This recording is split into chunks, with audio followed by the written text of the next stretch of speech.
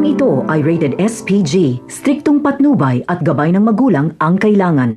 Si David ang unang tatapusin ni Ramon, pero darating si Rigor at makikita niya kung paano tapusin ni Ramon si David, kaya abot langit ang kanyang galit. Raratratin niya si Ramon at tatamaan si Ramon, pero buhay pa ito. Kung kailan tatapusin na ni Rigor si Ramon, ay darating naman si Tanggol at babarilin niya si Rigor. Sa pagkakataong ito ay kilala na ni Tanggol ang kanyang ama.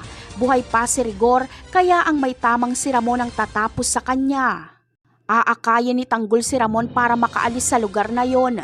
Dadalhin niya ito sa pasugalan dahil nandoon ang kanyang mga kaibigan at sila Divina. Si Madonna ang maggagamot kay Ramon.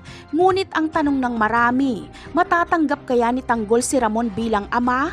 Ang sagot ay oo, pero hindi ito magiging madali.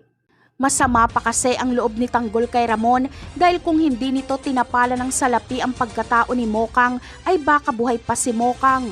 Alam naman natin na si Mokang lang ang nag-iisang minahal ni Tanggol, habang si Marites naman ay gagawa ng paraan para makausap si Tanggol para makahingi siya ng tawad dito. Marami kasi ang pagkukulang niya dito. Samantala, bagamat masasaktan si Marites sa pagkamatay ni Rigor at David, pero katagalan ay magugustuhan niya na lang na wala na si Rigor dahil sa unang pagkakataon ay makakahinga ng maluwag si Marites at walang problema. Para siyang nabunutan ng tinik noong mawala si Rigor. Kapag ayos na ang lahat, ay ipaparanas ni Tanggol at Ramon kay Marites ang masaya at marangyang buhay. Napakarami pa nating dapat abangan sa mga susunod na episode. Paalam!